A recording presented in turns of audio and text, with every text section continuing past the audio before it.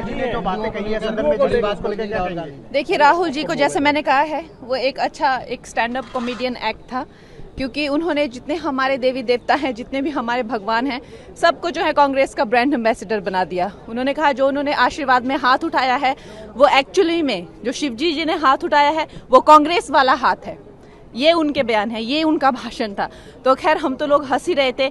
उन्होंने ये भी कहा कि जो अल्लाह की दुआ में हाथ उठाते हैं वो भी कांग्रेस का हाथ है।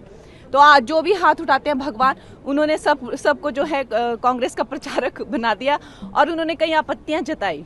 सबसे बड़ा उनका जो गिला शिकवा था प्रधानमंत्री जी से कि जब वो आते हैं, जब राजा साहब आते हैं, राजा बेटा जैसे मैं उनको बुलाती हूँ, तो वो प्रधानमंत्री जी जो है वो खड़े होकर उनको नमस्ते नहीं करते।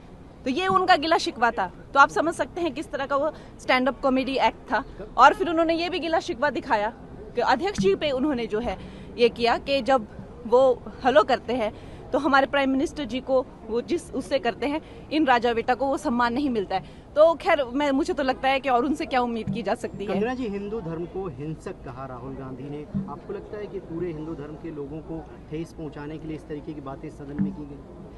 देखिए, जो उनका सारा ही भाषण बहुत आपत्तिजनक था। एक तो वो सारे प्रिंट आउट्स लेके आए थे, हमारे भगवान जो हैं शिव जी, उनको डेस्क पे रखा हुआ था।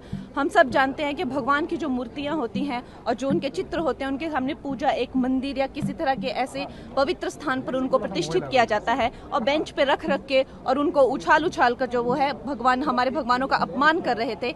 लेकिन सबसे ज्यादा तो उन्होंने जब हर हदें पार कर दी, जब उन्होंने कहा कि जो हिंदू धर्म है और हिंदू धर्म के जो सारे लोग हैं जो ये आस्था रखते हैं, वो एक हिंसक प्रवृत्ति के होते हैं। ये आई थिंक उनको माफी मांगनी चाहिए इस बयान को लेकर।